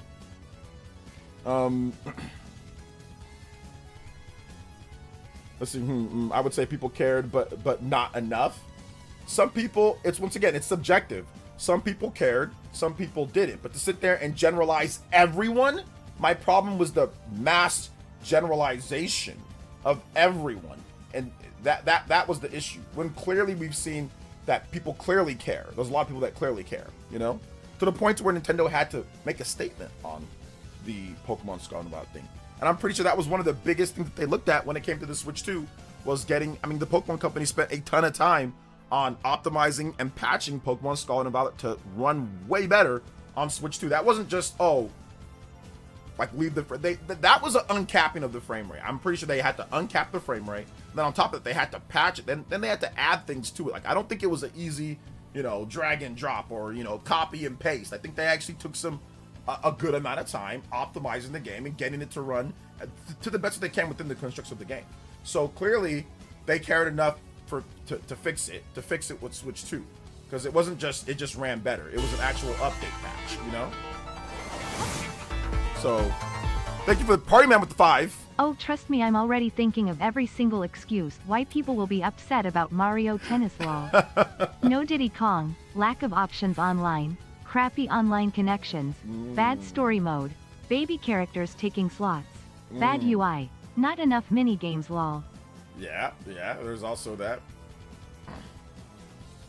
So yeah, Nintendo fans are the most entitled, Sony fans are the most hypocritical, Xbox fans are the most delusional. Did I generalize? Yeah, definitely. But I mean, like, there's some, it's like a stereotype that is like, it's like rooted in truth. It's like rooted in some truth, right? Like, there's like some truth to it, but it's like, yeah, it's not everyone, you know, but there's like some truth. Like, oh, like black people like chicken. It's like, yeah, like that's a stereotype and it's like generalization, but yeah, it's like generally true. Like, a lot of black people do like chicken. You know, it's not a bad thing, but it's like, yeah, a lot of black people do like chicken. You know, chicken's very good. But a lot of white people like chicken too. A lot of Mexican people like chicken. You know what I'm saying? I've been around a lot of Mexican households, bro. They eat chicken just as much as anybody else. You know what I'm saying? Like, they eat chicken just as much as anybody else. But it's not associated with them as much as it is with that, right? So it's like, it's a generalization, but it's like, you know, that one is like, okay, yeah, we see kind of like where like stereotype or generalization comes from, you know? So yeah. Let's see here. Let's see here. Can you play Mario Tennis Aces? I can play Mario Tennis Aces. Thank you for that, man. Mario Tennis Aces. All right. Shout outs. Thank you so much for that. Appreciate that. Thank you for the support. I think that some content creators need to take a step back and just allow Nintendo's teams to do their thing. If their next big games are ready to be shown, they'll be shown. Yeah, I mean, it's pretty much with the Switch 1. George FT, like, if you look at the playbook from Switch 1, it's the same thing here with Switch 2. But, you know, people have their expectations, so there's that as well. Flipping Switch with the $5 donors. I still have hardcore gamers in here. Imagine thinking Switch 2 is overpowered while Minecraft charts. Soap and fresh air is only cure for the hardcore. Switch 2 is overpowered? Did anybody say Switch 2 is overpowered? Or you mean underpowered? I think you meant underpowered? I think you meant underpowered. But I think you meant underpowered. But I don't think anybody here thinks that the Switch 2 is overpowered. Or maybe I'm not understanding what you're saying. Thank you for the $5, though. I appreciate you. Underpowered. Okay. Underpowered. I think most people here don't think the Switch 2 is underpowered. I think most people think the Switch 2 is just right. You ever seen, like, the, what was it, Little Red Riding Hood? This one's too cold. This one's too hot. This this one's just right. I think it's just right. Me personally, for like the next 5-6 years, I think it's just right. And yeah, I know some people are saying, oh, we're already frame rate issue. It's just right. It's just about right. For a hybrid, you know. Accounts saying that the visual parity with PS5 and others pretty stuff is pretty fan. I don't know. I've seen accounts saying it has visual parity to PS5 and other crazy stuff. Sure, that's just fanboy though. There are some games that do look very similar, and there is some visual parity. Now, it's not completely throughout the whole thing, but that's the law of diminishing returns. So if you look at some games, there are some games where there is some type of visual parity with PS5 with some games. Not every game, but it looks close. You know what I'm saying? But there are some, not every game. But that's DLSS, that's other things that's helping out with that. And once again, the law of diminishing returns. But of course, is the max output as high as PS5? Absolutely not, you know. But are there some games that have somewhat of visual parity where it looks similar? Yes, of course there are. Dawson with the 66 months says, I just realized that Switch 1 had a big game looming. The whole gen, Smash, Tears of the Kingdom, Animal Crossing, Metroid Prime 4. Now people miss that? Yeah, I guess. Yo, Alan Ruiz with the $10. Mexican pollo asado. Pollo asado, carne asada. Oh, Mexico, my heart when it comes to some of the food, my man. I am, you know, obviously, the thing in California is obviously high Hispanic population. Some of the best Mexican food that you'll ever see. Some of the best Mexican food that you'll ever taste. And I have had it. Boys and girls, ladies and gentlemen, San Diego is home to some of the best Mexican food you will ever eat in your life. And I have been there many times, and the food is fantastic. Best Mexican cuisine ever. It's close though. It's getting real close to that border, so you already know. A lot of intermingling. So you got a lot of the people hardcore that can get it done when it comes to the food there in Mexico with San Diego. So it's fantastic, man. I like it. Oh, Goldilocks. My bad. Did I say Little Red Riding Hood? That's the Little Red Riding Hood. Goldilocks. My bad. Goldilocks. Sorry, I mixed up my little fairy tales or whatever. Goldilocks, not Little Red Riding Hood. I was wrong. My bad. Sorry about that, guys. Goldilocks. I don't want to defend Pokemon Company too much, but Digimon Stranger also has season pass DLC before the game is out. That's why I'm saying I'm not really upset about that. You know, that's why I'm saying I'm not really upset. So. My wife is Hispanic. Her dad, Santa Maria style barbecue is killer. Oh yeah, barbecue is great. Mexican style barbecue is so good, so good. What FPS does PS5 play in portable mode? 0. Or well, I don't know. I'm looking 60? forward to dinner tomorrow. Debate smoked streamer is the best. Even better than some good Mexican food. Tears of joy. I'm looking forward to it as well. I think this is gonna be good. I'm debating in Florida, man. So you already know this. It's going to be kind of zany with some of his logical thought process because, you know, I don't know what people drink. Shout outs to my brothers and sisters in Florida. You guys are not all crazy. But some of y'all be drinking something there or smoking something there. I had some of the best Mexican food. My grandparents on my mom's side are from Mexico. So if you want to talk about some good Mexican food, man. Yeah, absolutely. I like carne asada. I like carne asada fries, carne asada, anything with carne asada. Like carne asada tacos, carne asada burrito. I'm a carne asada fan. I like the steak cooked and seasoned to perfection. And that's usually what carne asada gets me, man. So I'm a big fan of that. So yeah, Switch 1 is fine. Vast majority of gamers are playing games on that over 10 years old. Well, it's getting to 10 years old, not quite over 10 years old yet. Steam released data. Games industry is completely out of touch. Here's the problem that I would say with this flipping the Switch. I think that yes, you are right. There are a lot of gamers that are okay with Switch 1, but I think the problem is that when Nintendo's own first-party games have trouble running, or if they have issues running, then you have to release something within a 10-year time gap to help out with that.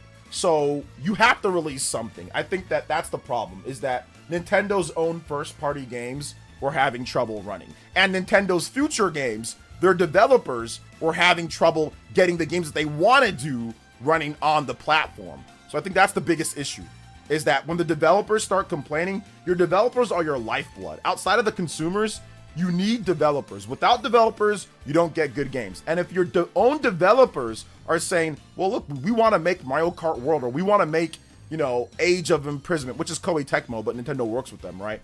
And they're like, it's running at 10 frames per second. What are they supposed to do? You've got to get something else for these these developers in order to create the vision that they want to create. And I think that's the problem with Switch 1. Yes, people are fine with the Switch 1, but that doesn't mean you ride with the Switch 1 for the next 20 years and developers can't do anything else more ambitious, just like a bit more. I do think that you're right about overshooting the market. I think that sometimes like PS5, like Pro, or even like the PS6 is probably going to overshoot what most people want. I agree with that. And I think that they're seeing the consequences, but I don't think the Switch 2 overshoots that, considering it's not as strong as an Xbox Series S. Xbox Series S came out 5 years ago.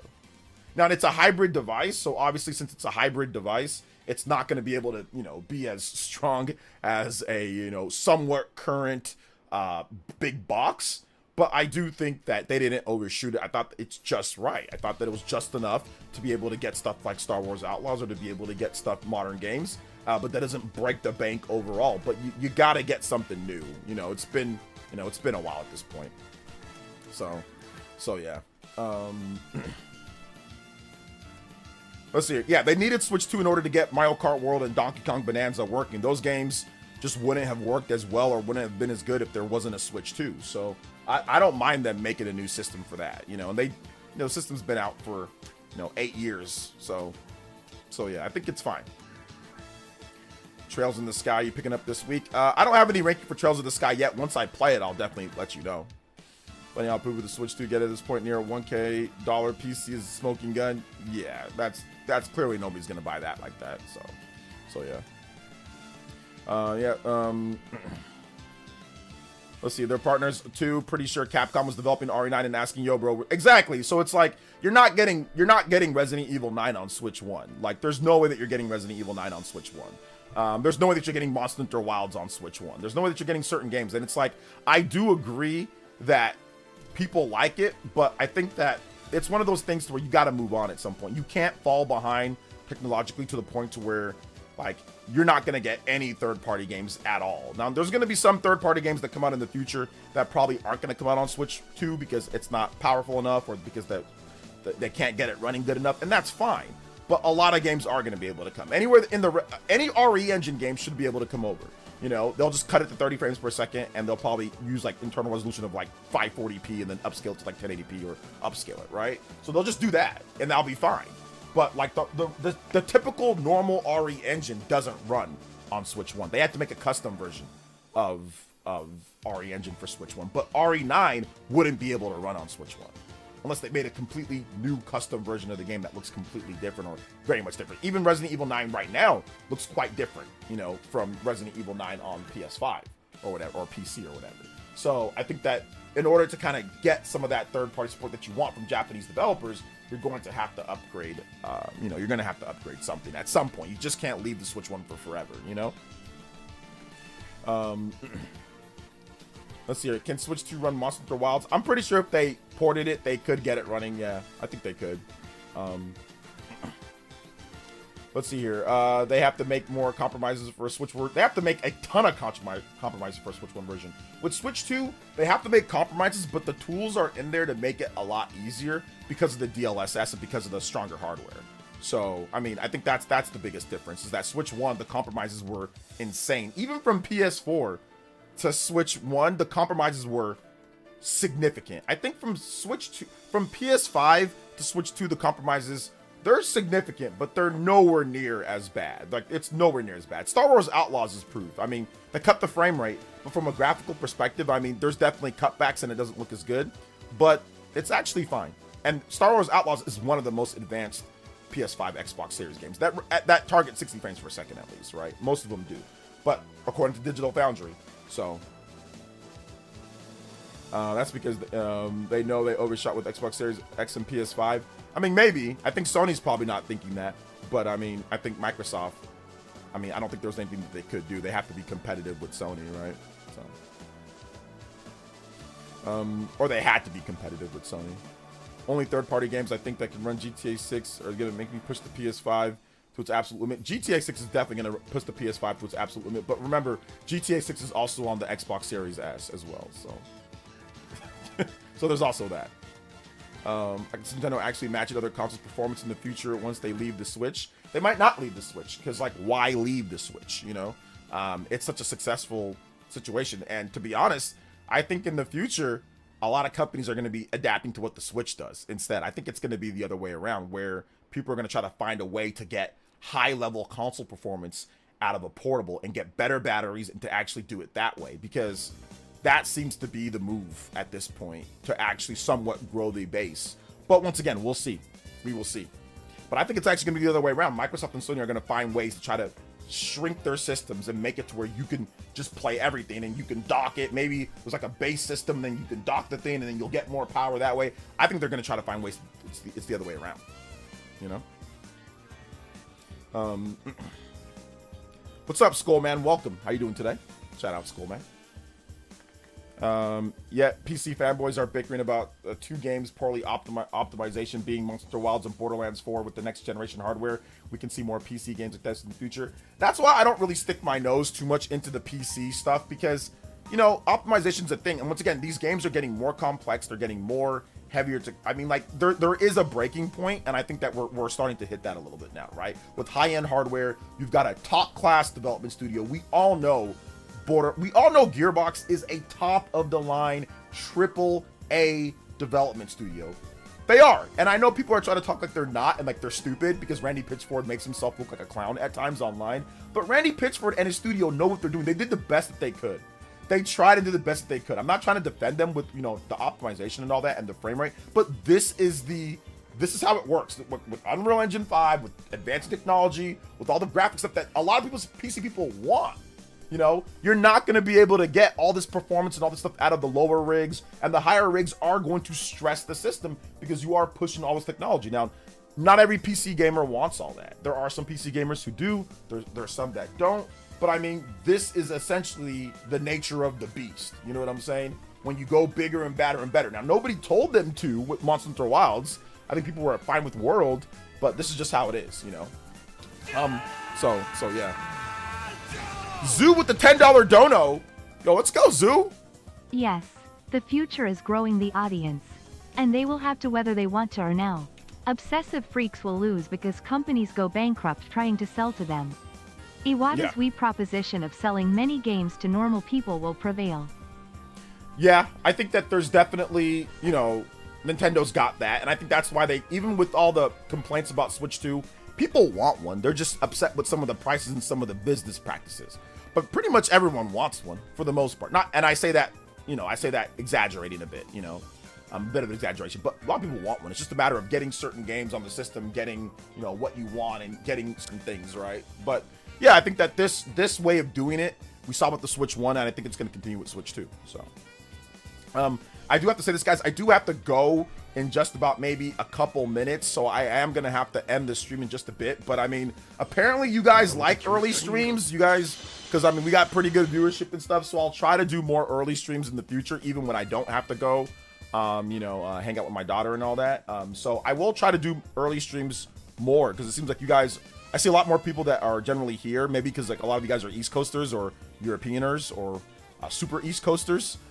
So like Europe or other places. So I'll try to do some more early streams. It seems like you guys like to show up early too at times, because I'm West Coast, so I'm behind 3 hours. So it makes it maybe a little bit easier for some of you guys to show up or hang out and stuff. So I'll try to do some, because like I said, we have, you know, pretty much the same viewership and all that. So I appreciate that, guys. Thank you. Or I'll try to just start earlier, just in general, you know. Before you go, OJ, how about Mac Jones? And thank you, Adam Carson, with the 34 months. Thank you so much, man. Yeah, I love Royce. I always show up because I'm in Jersey. Yeah, I'll try to do them. I try to do them like by no later than 6 o'clock your time.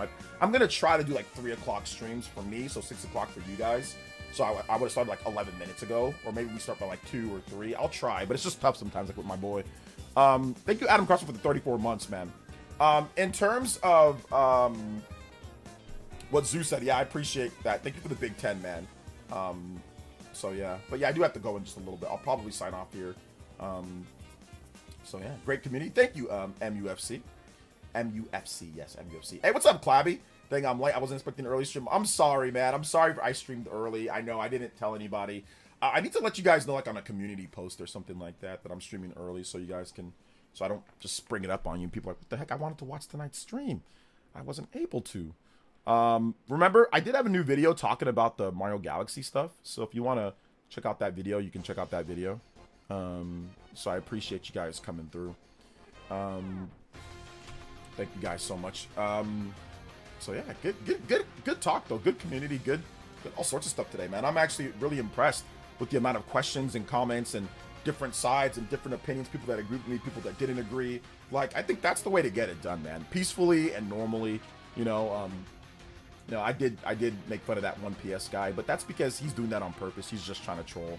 You know, so I did a troll comment in response. Dame with the $1 dono says, what's your okay, hold up. Mac Jones real quick. I was very happy with Mac Jones. We all know that Mac Jones was the first round draft pick, you know, top pick in the NFL. He was very good at Alabama, or was it Alabama? I know that he can throw. It's just a matter about getting him into a system that works for him. Cal Shanahan's system is very good. I was surprised with, you know, with how much I didn't like the defense. The defense gave up too many points to Spencer Rattler, but they came in when they needed it.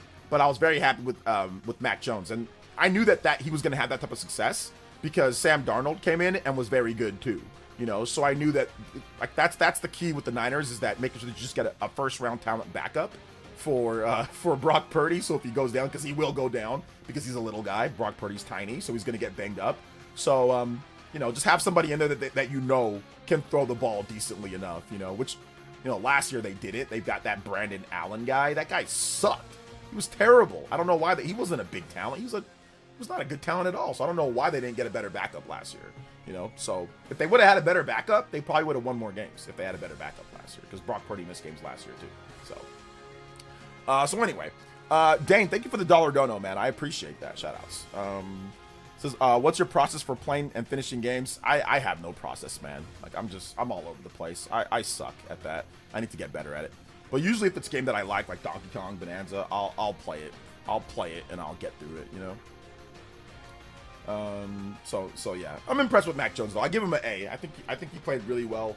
I like Mykel Williams. Mykel Williams played great. He was in the backfield all night. Bosa played good. The defensive line played good. I think the secondary got torched a little bit. Renardo Green got torched a number of times by Olave. The DBs were committing penalties. They're young rookies though. Jair Brown played really good. He played really good, like in the big nickel spot. So I like that. You know, but yeah, Renardo Green got torched. That was about it. Some of the rookies got torched too. But yeah, D Winters and Fred Warner played great. Fred Warner played fantastic. Punched out the ball from Alvin Kamara there, or Chimera, whatever his name is. Punched out the ball from their Pro Bowl running back. So I like that. So yeah, it was a good game.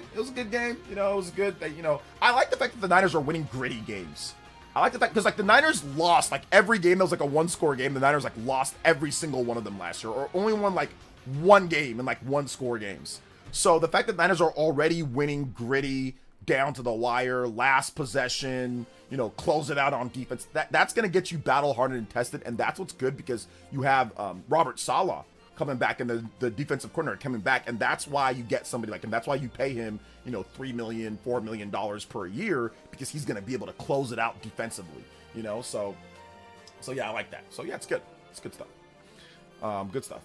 Because all dumb people who struck at work can't comment their dumb comments right now. That's all good. All right though, guys, we're gonna wrap it up here. Thank you guys so much for coming out. I'm sorry that I couldn't stream longer. I'll be back tomorrow with the debate plus another video.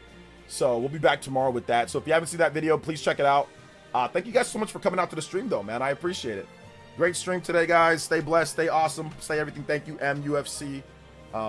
Thank you so much. Thank you for the donos today, guys. You guys were absolutely nuts. Thank you guys for the community. You guys' support helps me keep everything going to where I want to make sure that I can get everything done and I don't have to worry about editing videos, because my videos are doing terrible. I don't know what's going on with this whole restricted mode or whatever, but YouTube's algorithm changed and my viewers aren't getting my videos.